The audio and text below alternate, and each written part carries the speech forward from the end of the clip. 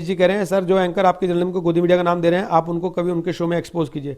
छोड़िए ना मनीष जी, इतना ही टाइम रह गया क्या अपने पास? वैसे ही कोई नहीं देख रहा उनको। वो एक तरफा राग अलाप पे जाते हैं, अलाप पे जाते हैं, अलाप पे जाते हैं। वो अपने दिल की तसल्ली रखने को उन्होंने दूसरों को गोदी मीडिया कहने का नाम दे दिया है। असल में आप उनको ध्यान से देखिए तो आपको पता लगेगा वो खुद एक गोदी में बैठ के वो सारा काम कर रहे हैं। तो वो अपने उस हीन भावना को दूसरों के ऊपर लादने की कोशिश करते हैं, दूसरों को गोदी मीडिया कह के। असल में वो खुद गोदी में बैठ के पत्रकारिता कर रहे हैं, और आज से नहीं, पिछले कई वर्षों से कर रहे हैं। लेकिन माथा दर्द हो गया। लेकिन हुआ भाई जो पहले से पता था। राहुल गांधी ने राहुल गांधी को इस्तीफा दिया, राहुल गांधी ने राहुल गांधी को समझाया, राहुल गांधी ने राहुल गांधी से कहा राहुल गांधी नहीं रहेगा तो राहुल गांधी के बिना राहुल गांधी की कांग्रेस कैसे खड़ी होगी। तब राहुल गांधी ने राहुल गांधी के कहने से राहुल गांधी का इस्तीफा नामंजूर कर दिया।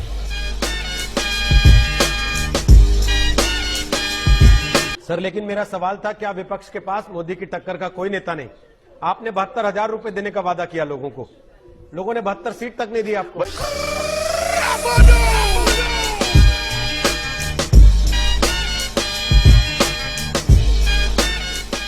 आलोक जी, जब मोदी जी जन्म नहीं हुआ था आपका, आलोक जी, तब भी लड़ाइयां जीती। हाँ आलोक जी, मैं इसी पे आ रहा था कि हमने तो आलोक जी, मैं इसी पे आ रहा था। सुनिए ना सर, सवाल तो सुन लीजिए और अब इसलिए जीत गए। सर सुनिए ना, पहला आपने कमेंट किया पूरा 4-4.5 मिनट का, मैंने कोई टोका टाकी नहीं की थी। लेकिन अब सर मेरा भी अधिकार है पूछने का, केवल उनसे नहीं आपसे भी पूछने का अधिकार है मुझे।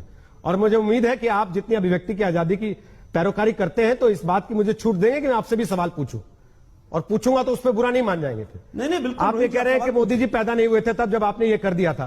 तो आलोक शर्मा जी, मुझे नहीं पता आप पैदा हुए थे कि नहीं, और आप बंदूक लेके बॉर्डर पे गए थे कि नहीं। और जब आपने बांग्लादेश काटा था, जब आप ये दावा करते हैं, तो इंदिरा गांधी आरी लेके थोड़ी ना गई थी कि बांग्लादेश काट रहे हैं हम, वो भी सेना ही कर रही थी।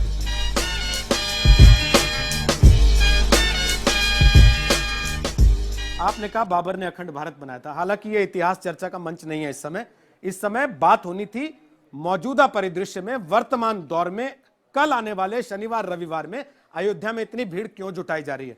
लेकिन आपने कहा बाबर ने अखंड भारत बनाया था। सर मेरी तो अगला बाबर ने नहीं कहा। सर मेरी तो अगला सवाल पूछने की हिम्मत नहीं हो रही, कहीं मैं कोई भूगोल का सवाल पूछ दूं, आप कहते हैं कि धरती गोल नहीं चपटी है। सर क्योंकि ये भी पढ़ाया जा रहा है दुनिया में। सर दुनिया में ये भी पढ़ाया जा रहा है, ये भी पढ़ाया जा रहा है दुनिया में। आप इससे इनकार नहीं कर सकते कि ये पढ़ाया जा रहा है या नहीं पढ़ाया जा रहा। मैं चैलेंज के साथ आप इस बात से इनकार नहीं कर सकते कि ये भी पढ़ाया जा रहा है दुनिया में।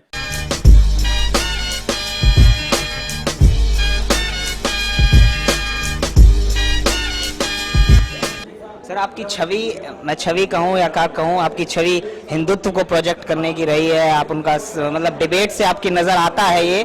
बाकी चाहे आप जो भी कहे उसको, उस छवि को, वो छवि किस तरीके से बनी, और उस छवि से आपको आज की तारीख में उसको प्रोटेक्ट करने के लिए आप कुछ दिनों पहले मैं आपकी अंजना ओम कश्यप के साथ एक बहस देख रहा था जिसमें पद्मावती के ऊपर लेकर आप चर्चा कर रहे थे। तो ये हिंदुत्व की छवि आपकी किस तरीके से बनी? ऐसा कुछ नहीं है, मैं हिंदू हूँ तो मैं हिंदू हूँ।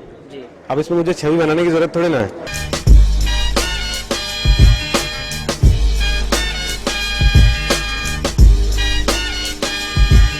क्या ये नौबत आ गई कि भगवान राम के पैदाइश के सबूत देने पड़ेंगे अब अदालत में जाके इस देश के लोगों को? क्योंकि महमूद पराचा कह रहे हैं अभी तो जमीन का फैसला होना है, उसके बाद इस पर बात आएगी कि राम का जन्म हुआ था कि नहीं वहां पर। और कल को जब लोग पूछेंगे कि मोहम्मद साहब का जन्म हुआ था कि नहीं, तो आप लोग दिखाएंगे आधार कार्ड, राशन कार्ड उनका कि कहां जन्म हुआ था, कहां नहीं हुआ था।